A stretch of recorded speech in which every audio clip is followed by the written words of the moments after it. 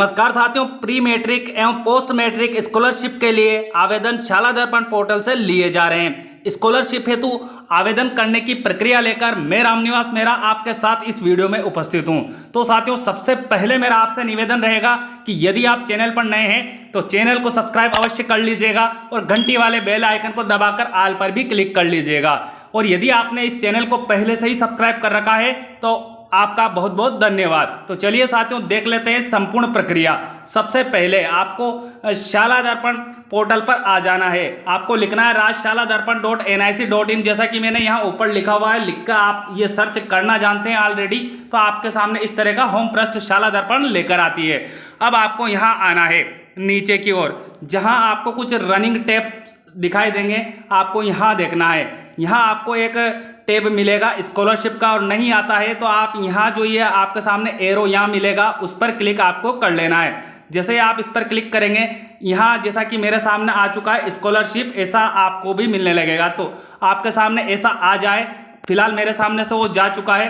तो अब मैं वापस यहाँ टैब पर क्लिक करके लेकर आता हूँ। अब आपको इस पर क्लिक कर लेना है। जैसे ही आप इस पर क्लिक करेंगे, इस तरह का होम पृष्ठ नया शाला दर्पण आपके सामने लेकर आएगी। अब आपको यहाँ ये 3 एरो दिखाई दे रहे हैं, इन पर क्लिक करना है। जैसे ही आप यहाँ क्लिक करेंगे, आपके सामने इस तरह के कई अन्य ऑप्शन यहाँ खुलकर आ जाएंगे। तो यहाँ आपको एक ऑप्शन मिलेगा लॉगिन का, तो आपको इस लॉगिन वाले ऑप्शन पर अब क्लिक कर लेना है। जैसे ही आप लॉगिन पर क्लिक करेंगे, इस तरह की इंफॉर्मेशन अब आपके सामने यहाँ डिस्प्ले होगी। तो आपको यहाँ सबसे पहले जो मिल रहा है इंचार्ज लॉगिन का, यहाँ क्लिक करना है। जैसे आप यहाँ क्लिक करेंगे, आपके सामने शाला दर्पण फिर से प्रोसेस करेगी और इस तरह की इंफॉर्मेशन वापस लेकर आ जाएगी। तो अब साथियों, आपको यहाँ ध्यान रखना है, यहाँ हर कोई व्यक्ति लॉगिन नहीं कर सकता। जिस भी शिक्षक साथी को हमारे संस्था प्रधान ने प्री मैट्रिक और पोस्ट मैट्रिक स्कॉलरशिप के लिए शाला दर्पण के विद्यालय लॉगिन से इंचार्ज बनाया होगा, वो ही संदर्भित व्यक्ति यहाँ लॉगिन कर सकता है। अब आपको इंचार्ज बनाने में किसी भी प्रकार की समस्या है कि भाई शाला दर्पण से हम इंचार्ज कैसे बनाएं, तो उसके लिए मैंने पृथक से वीडियो जारी कर रखा है, जिसका लिंक आपको इस वीडियो के डिस्क्रिप्शन बॉक्स में मिल जाएगा।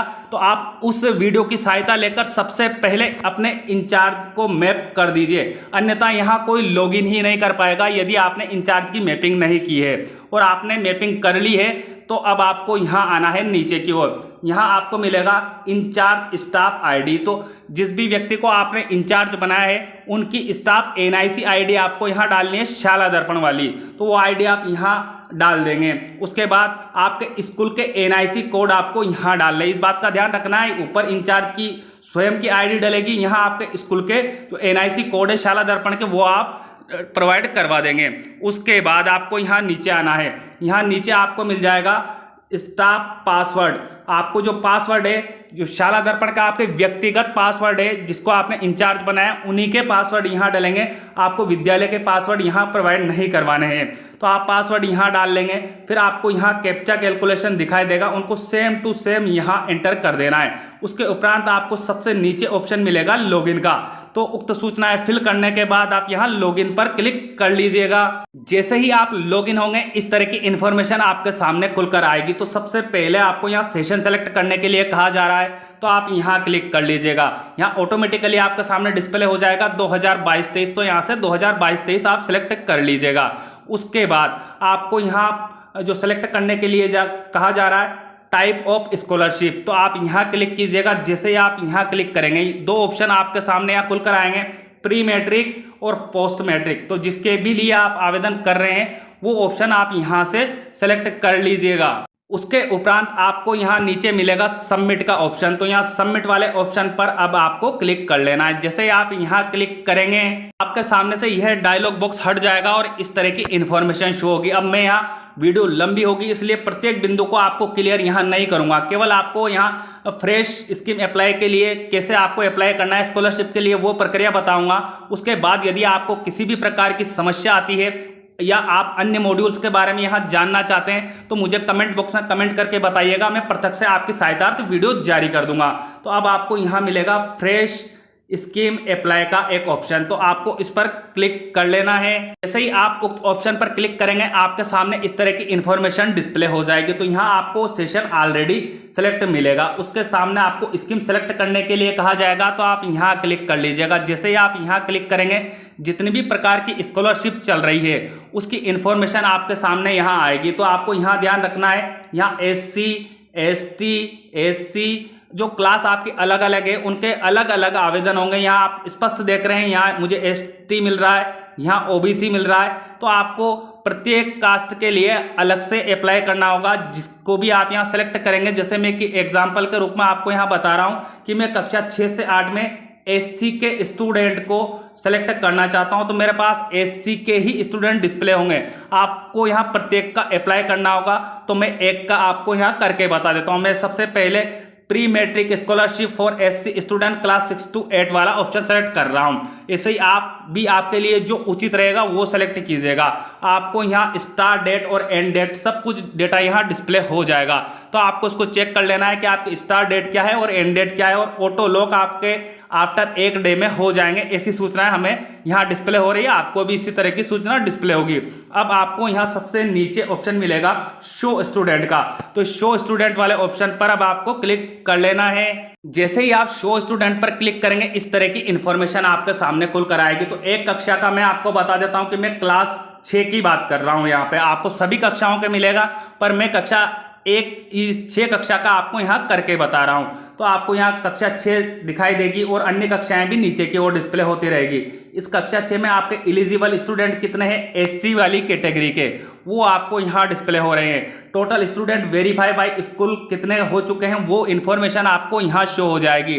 टोटल स्टूडेंट पेंडिंग कितने हैं, अभी मैंने एक का भी अप्लाई नहीं किया है, तो मुझे यहाँ सारे बच्चे जो मेरे 6 थे वो 6 के 6 मुझे यहाँ पेंडिंग में बता रहे हैं। और उसके बाद आपको टोटल स्टूडेंट लॉक्ड आपके कितने हुए उसकी इंफॉर्मेशन यहाँ शो होगी। टोटल स्टूडेंट रिजेक्टेड आपने कितने किए वो इन्फॉर्मेशन आपको यहाँ शो हो जाएगी। तो आपको यहाँ प्रत्येक कक्षा का डेटा अच्छे से चेक कर लेना है। उसके बाद यदि आप अप्लाई करना चाहते हैं तो आपको अप्लाई करने के लिए यहाँ टोटल स्टूडेंट एलिजिबल 6 दिखाई दे रहे हैं। जैसे मुझे ऐसे आपको यहाँ संख्या दिखाई देगी, आपको इसी संख्या के ऊपर क्लिक कर लेना है। आपको आना है यहाँ नीचे की ओर, तो आपको यहाँ एक इंपॉर्टेंट नोट दिखाई देगा, इसको आपको आवश्यक रूप से रीड करना है। इसको मैं आपको एक्सप्लेन कर देता हूँ।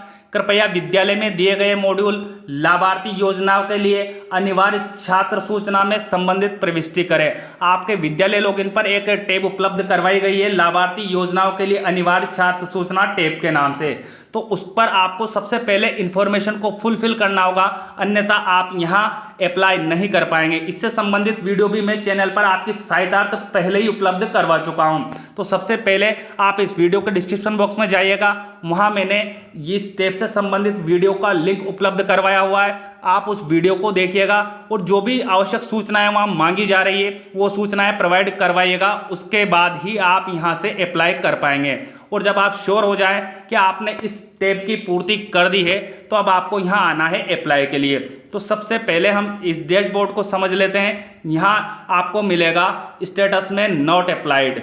अब आप यदि इस स्टूडेंट को रिजेक्ट करना चाहते हैं, ये भाई पात्र नहीं हो छात्रवृत्ति के लिए, तो इसके लिए आपको यहाँ रिजेक्ट का ऑप्शन अवेलेबल करवाया गया है। तो आप यहाँ क्लिक करके इस स्टूडेंट को रिजेक्ट भी कर सकते हैं, ये स्टूडेंट यहाँ से हट जाएगा। परंतु यदि यह स्टूडेंट यदि योग्य है छात्रवृत्ति में अप्लाई करने के लिए, तो आपको यहाँ एक आई बटन दिखाई देगा। इस आई बटन पर अब आपको क्लिक कर लेना है। जैसे ही आप उक्त बटन पर क्लिक करेंगे इस तरह की इंफॉर्मेशन आपके सामने यहाँ खुलकर आ जाएगी। तो आपको इस स्कीम से संबंधित रूल भी यहाँ दिखाई देंगे। आपको जो बेसिक इंफॉर्मेशन है स्टूडेंट की वो यहाँ शो होने लगेगी। मैंने कुछ सुरक्षा कारणों से यहाँ ब्लर कर दिया है, परंतु आपको यहाँ सारी स्टूडेंट की इंफॉर्मेशन शो होगी।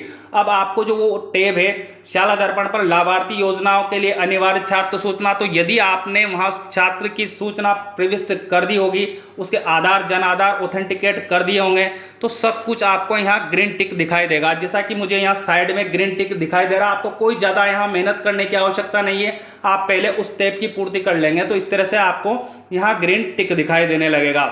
अब आपको इनको चेक करते आना है। यदि विद्यार्थी की स्वयं की जो बैंक डिटेल है वो जन आधार में ऐड होगी तो आपको यहाँ बैंक डिटेल में विद्यार्थी की स्वयं की जन आधार डिटेल, क्षमा करें साथियों, बैंक डिटेल आपको यहाँ दिखाई देगी। और यदि उनकी नहीं है स्टूडेंट की स्वयं की तो उसकी मदर की दिखाई देगी, तो उससे आपको कोई दिक्कत होने वाली नहीं है। अब आपको यहाँ सर्टिफिकेट क्या क्या लेने हैं स्टूडेंट से वो भी आपको यहाँ बताया गया है। मैं आपको क्लियर कर देता हूँ, यहाँ जो मूल निवास की पहले बाध्यता थी वो आपको यहाँ नहीं मांगा जा रहा है, फिर भी आप यदि लेकर रखना चाहे तो लेकर रख सकते हैं। यहाँ आपको स्टूडेंट से जो लेना है, इनकम सर्टिफिकेट लेना है, कास्ट सर्टिफिकेट लेना है, जन आधार सर्टिफिकेट और बर्थ सर्टिफिकेट यहाँ अब अनिवार्य कर दिया गया है। और आधार सर्टिफिकेट आपके ये डॉक्यूमेंट तो अनिवार्य रूप से चाहिए। उसके बाद यदि आपका मूल निवास भी आप विद्यार्थी से लेना चाहते हैं तो वो लेकर रख सकते हैं। अब आपको यहाँ उनकी सारी फैमिली एनुअल इनकम है वो भी शो होने लगेगी यदि आपने उस टेब में पूर्ति कर दी होगी तो। अब आपको यहाँ, जैसा कि मुझे यहाँ एक जगह क्रॉस दिखाई दे रहा है, ऐसा हो सकता है कि आपको यहाँ भी आपको भी क्रॉस मिल जाए। तो अगर एक भी जगह इस तरह का क्रॉस आएगा तो हम यहाँ से अप्लाई नहीं कर पाएंगे। यहाँ स्कॉलर टाइप में मुझे यहाँ खाली दिखाई दे रहा है, इसलिए यहाँ रेड कलर में मुझे ये चीज़ डिस्प्ले हो रही।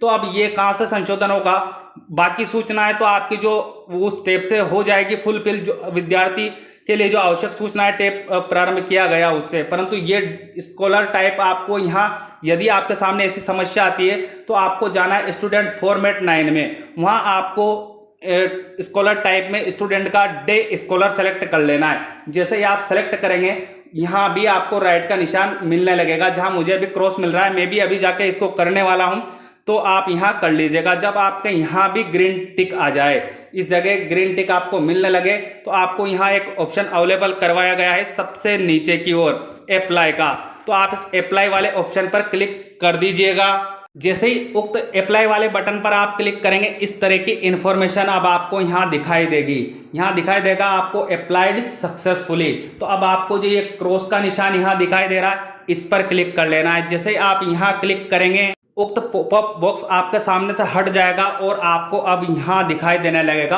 अप्लाइड का, और उसकी डेट भी आपको यहाँ दिखाई देगी।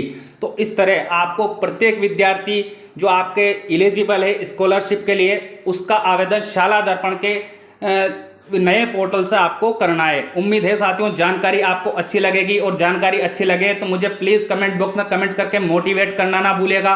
और साथियों यदि आपको इस वीडियो से देखने के बाद भी कोई समस्या आती है तो वो भी मुझे कमेंट बॉक्स में कमेंट करके अवश्य बताइएगा। निश्चित ही मैं आपकी हेल्प करने का प्रयास करूंगा। मिलते हैं साथियों इसी तरह के अहम अपडेट के साथ, तब तक के लिए जय हिंद जय भारत।